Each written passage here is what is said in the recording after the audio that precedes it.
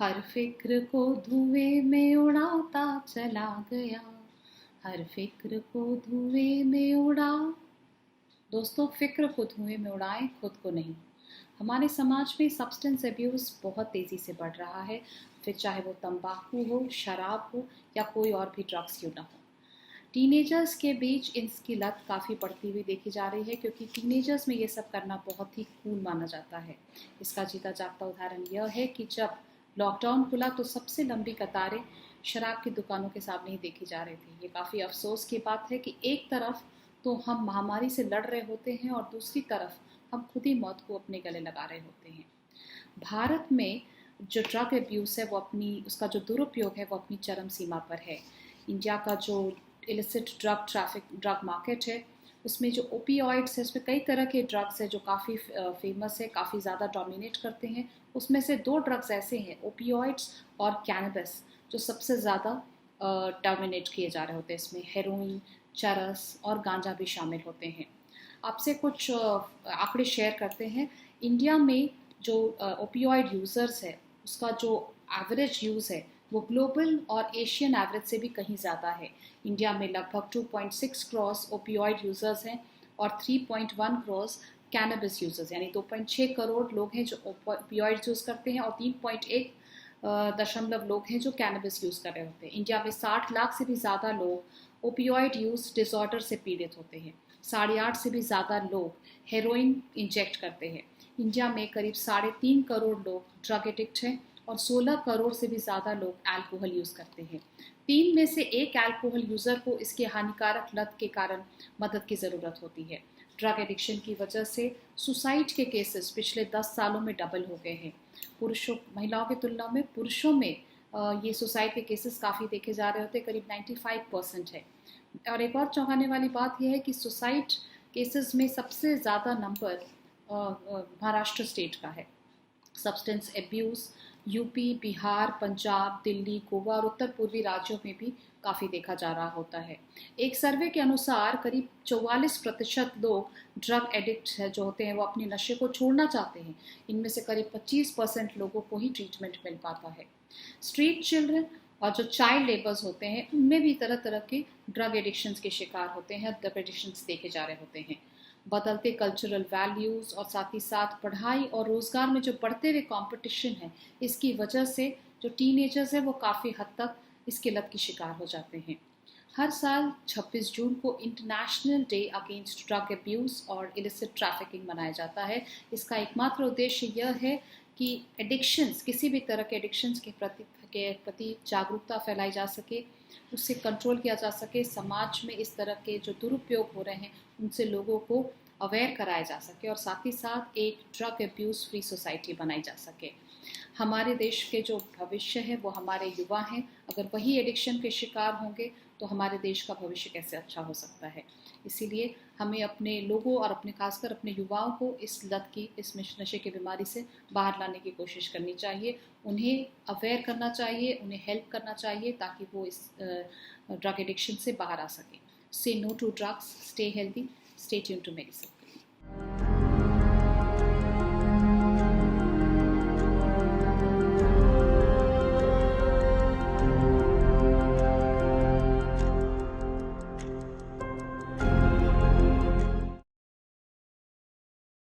Drug abuse is one of the worst addictions that have badly hit our society.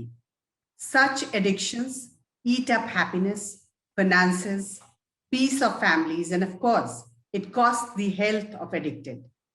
MediCircle is conducting an exclusive series against drug abuse and speaking to eminent de-addiction specialists and psychiatrists.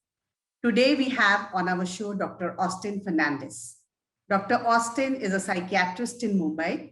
He has completed his post-graduation from INHS and has an experience of 8 years in his field. He is currently a full-time consultant psychiatrist at Dr. L.H. Hiranandani Hospital, Powai, Mumbai.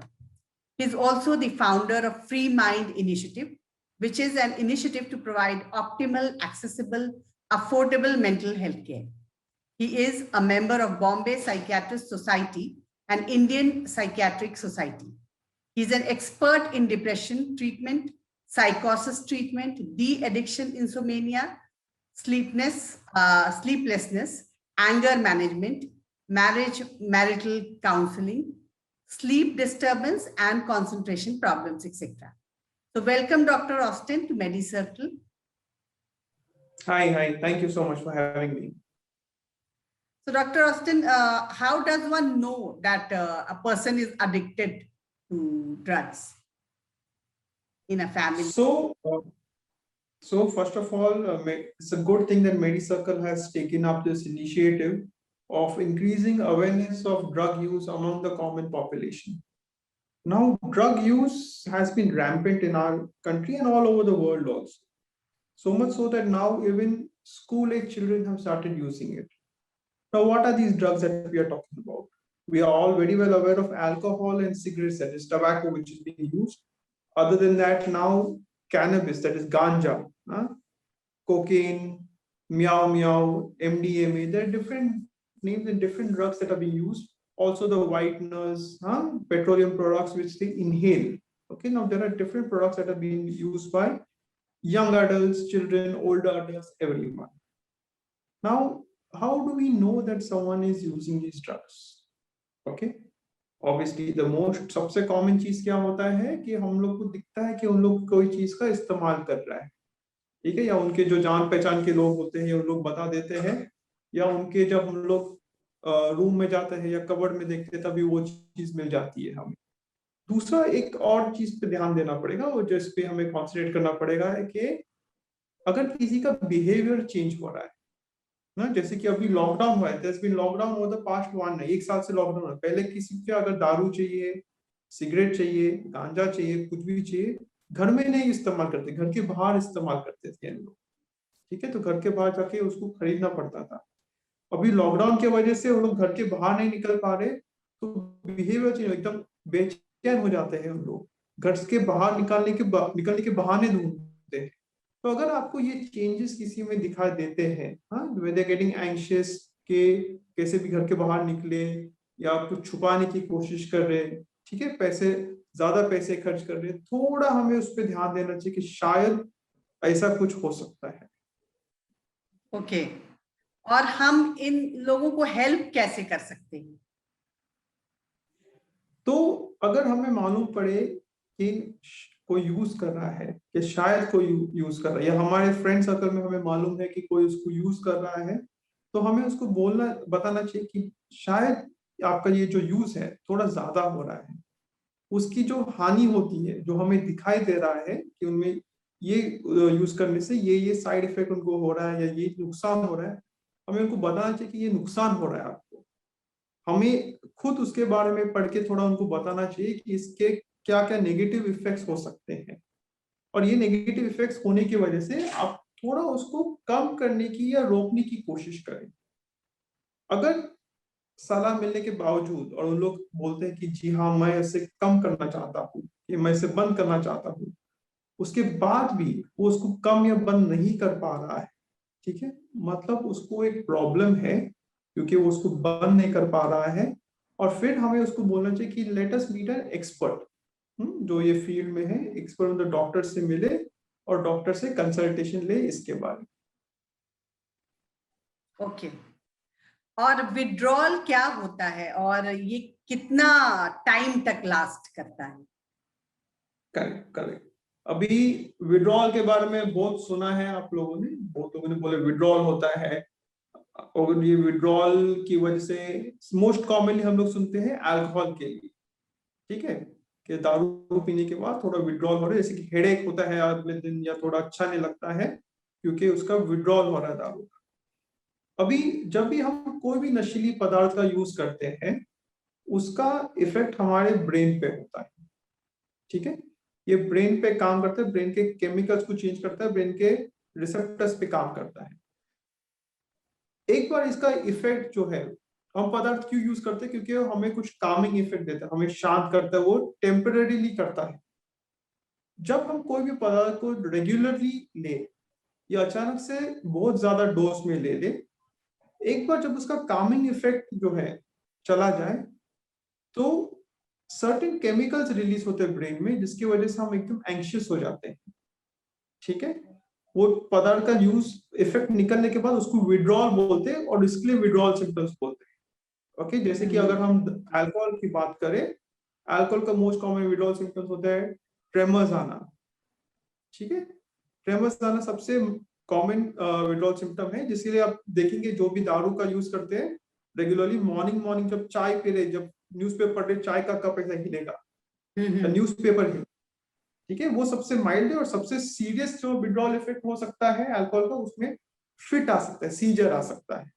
अलग अलग drugs के अलग अलग withdrawal symptoms होते हैं, पर mostly anxiety और restlessness होता है, और मोस्ट सीवियर कंडीशन में सीजर हो सकता है।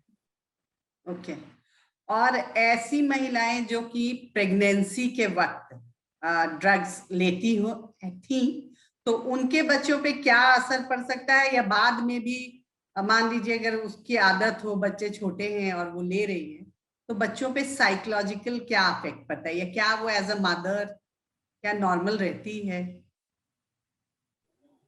Correct correct. तो अभी मेन चीज ये है कि अगर मैं एकदम सिंपल वर्ड्स में बोलूं, अगर आप ड्यूरिंग प्रेगनेंसी कोई भी ड्रग्स, अल्कोहल, सिगरेट, गांजा कुछ भी यूज कर रहे हैं, इट इज एज गुड कि आप अपने बच्चे को भी वो पिला रहे हैं। ठीक है, जैसे कि छोटे बच्चे हैं, हम हमारे घर में अगर हम अल्कोहल पी रहे हैं या स्मोक कर रहे हैं, उनको हम लोग अल्कोहल या स्मोक या सिगरेट्स नहीं देते हैं। करेक्ट, उसी तरह हमें प्रेगनेंसी में भी ये ड्रग्स के यूज नहीं करने चाहिए, क्योंकि it is as good as ये बच्चे को हम लोग ये पिला रहे हैं। अभी इसका इफेक्ट क्या क्या हो सकता है, क्योंकि ये डायरेक्टली बच्चों के ब्रेन पे जाके इसका इफेक्ट आता है। उनका डेवलपमेंट में प्रॉब्लम आ सकता है, जो उनका ग्रोथ है, उनका ब्रेन का डेवलपमेंट है, बाद में भी जो उनका फिजिकल डेवलपमेंट है, डेवलपमेंटल डिलेज बोलते हैं उसको, स्पीच में जो मोटर माइलस्टोन्स है उनके, जो इंटेलिजेंस है उसमें इफेक्ट हो सकता है। अलग अलग ड्रग्स के वापस अलग अलग इफेक्ट होता है, उनके कार्डियक इफेक्ट्स हो सकते हैं, जो हमारे अलग अलग ऑर्गन्स पे उनके इफेक्ट हो सकते हैं, कॉन्सेंट्रेशन डिफिकल्टीज बाद में हो सकती है। बच्चे जो पैदा होते हैं बाद में काफी चिड़चिड़ा होते हैं, जिनको ये ड्रग्स का प्रेगनेंसी के दौरान इस्तेमाल किया गया है। तो अगर आप कोई भी डॉक्टर से पूछे, आपके गायनेक के डॉक्टर हो, आपके जनरल डॉक्टर हो या साइकेट्रिस्ट हो, किसी भी आप पूछो, यूज ऑफ ये ड्रग्स ड्यूरिंग प्रेगनेंसी एकदम हानिकारक होते हैं, इसमें कोई भी डाउट नहीं है। अगर आप चाहते हो कि आपका बच्चा सही सलामत बड़ा ना हो जाए, तो ही ये ड्रग्स आप इस्तेमाल करें। ठीक है, बाद में ऐसा आपको लगना चाहिए कि हमें उस समय पे किसी ने वार्न नहीं किया था कि हमें इन पदार्थों का यूज नहीं करना चाहिए। Okay. So thanks a lot, Dr. Austin, for your insights on